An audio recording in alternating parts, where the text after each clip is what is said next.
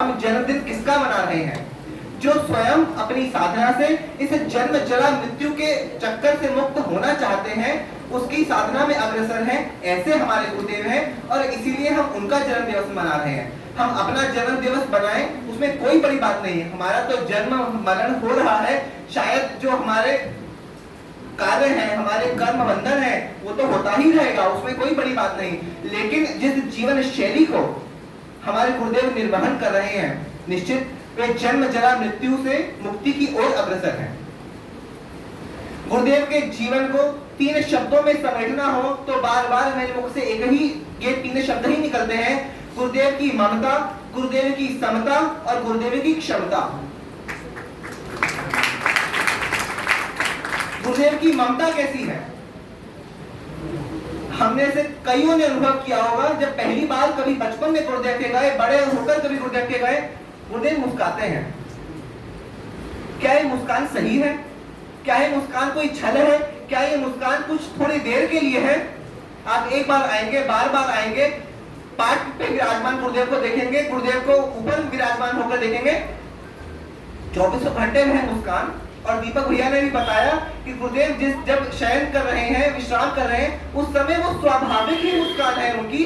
और गुरुदेव की कैसी ममता हम सभी के ऊपर बरस रही है कि उनके 24/7 उनकी वाणी में जो शुगर फैक्ट्री बस रही है, उनके दिमाग में जो आइस फैक्ट्री बस रही है। और ये हम सभी इस बात के साक्षी हैं कि कोई रोगी आ जाए, कोई अशक्त आ जाए, तो वे 2 मंजिल नीचे उतरने से भी नहीं घबराते। कितनी बार मेरा अनुभव रहा है कि मेरे पापा ऊपर चढ़ने में समर्थ नहीं है, शक्य नहीं है, मुझे कहते कोई बात नहीं, मैं आऊंगा। और ये केवल मेरी हिमांशु की बात नहीं, छोटा सा कोई बच्चा भी आ जाए कि मेरे दादाजी ऊपर चढ़ने में असमर्थ है, क्या आप नीचे बढ़ा लेंगे? गुरुदेव की शारीरिक अनुकूलता न होते हुए भी किसी का हाथ पकड़ के नीचे आएंगे। 66 वर्ष की गुरुदेव की आयु हो रही है, गुरुदेव नीचे आएंगे। ये क्या है? गुरुदेव की ममता ही तो है।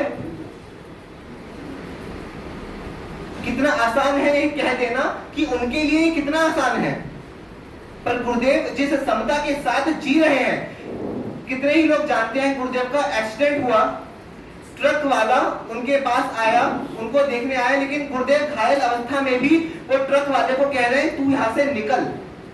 क्यों? क्योंकि उनको पता था कि समाज वाले आएंगे, कुछ ना कुछ बोलचाल हो सकती है। लेकिन उस जीव के ऊपर भी कैसी करुणा, कैसी समता कि स्वयं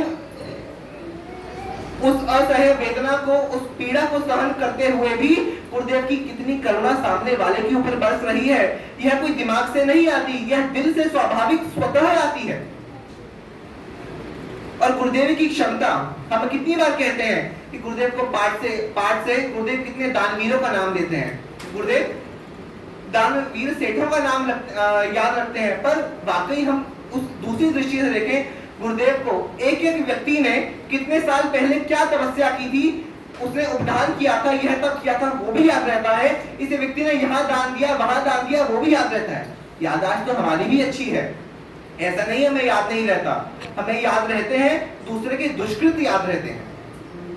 उसने ये किया, उसने ये पाप किया, हमें याददाश्त हमारी भी कमजोर नहीं है। हम यह नहीं कह सकते हमारी याददाश्त कमजोर है, पर हमें याद क्या रहता है कि उसने ये किया, उसने ये वो किया। और गुरुदेव को क्या याद रहता है? उसने ये सुकृत किया, उसने वो सुकृत किया। ये गुरुदेव की जीवा पे बार बार आता है, तभी गुरुदेव इतने सुकृत कर पाते हैं। उन सभी सुकृतों की शक्ति गुरुदेव में आती है, गुरुदेव की वाणी से उसका प्रसार होता है। ऐसे हमारे गुरुदेव की ममता, समता, क्षमता जितना बोलते जाएं हम कम है। गुरु आत्मा वल्लभ की पीली चादर ही जिनका सुरूर है, गुरु समुद्र इंद्र का आशीर्वाद ही जिनके चेहरे का नूर है। गुरु आत्मा वल्लभ की पीली चादर ही जिनका सुरूर है, गुरु समुद्र इंद्र का आशीर्वाद ही जिनके चेहरे का नूर है।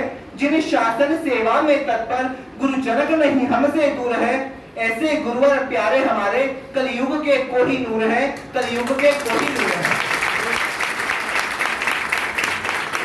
हम गुरुदेव को किसी भी रूप में देखें, सामाजिक कार्यकर्ता है, नेता है, वो तो है ही, हम उनको एक श्रोता के रूप में देखें, वो किसी भी बात को कितनी गंभीरता से सुनते हैं।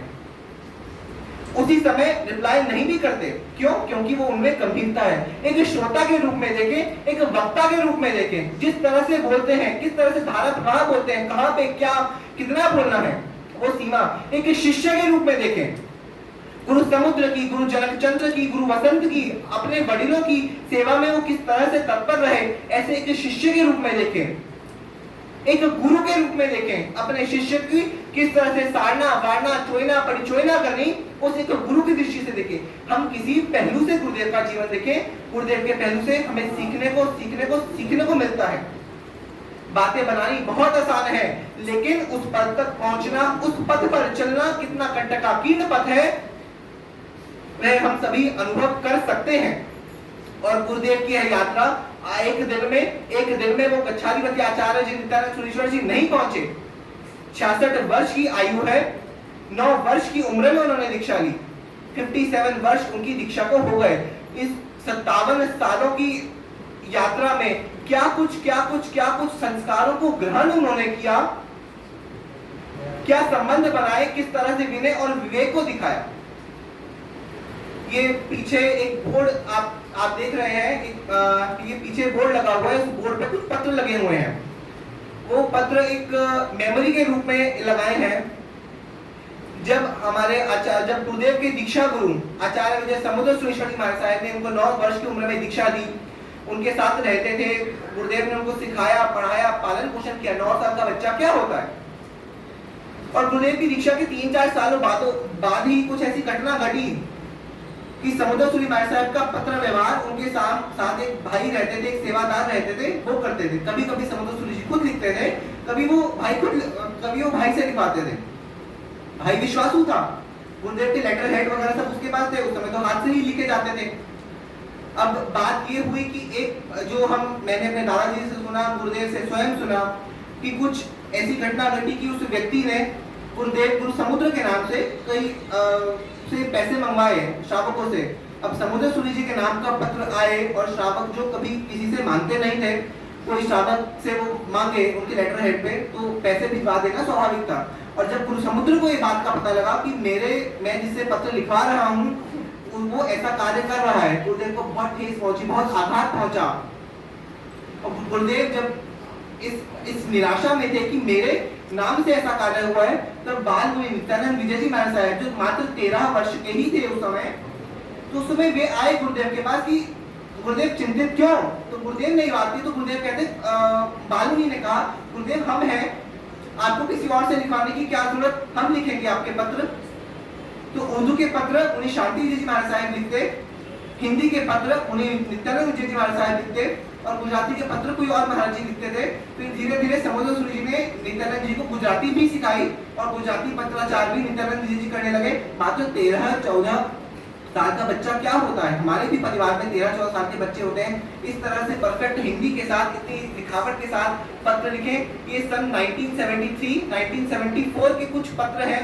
वो यादगिरी में जो समुद्र सुरेश्वर जी महाराज साहब ने मेरे दादाजी श्रावक श्री कराची लाल जी लिखा, जो शिवपुरी मध्य प्रदेश में रहते थे, और उनके ही एक और श्रावक श्री तरस चंद जी जो बड़ौद के थे, उन सभी को गुरुदेव पत्र लिखा करते थे। तो वो सभी पत्र मैं इकट्ठा करके लाया, एक यादगिरी थी। और वो 1973-74 के पत्र समुद्र सूरी महाराज साहब जो लिखवाते थे, बालू नित्यानंद जी लिखते थे, और उसमें लिखा है गुरु वाक्या से बालू नित्यानंद विजय, और उसमें समुद्र सूरी जी हस्ताक्षर करते थे। कोई यादगिरी है। मैं कहता हूँ ये एक दिन में नहीं बने, वो कितने वर्षों की साधना है। गुरु की कृपा ऐसे प्राप्त नहीं होती।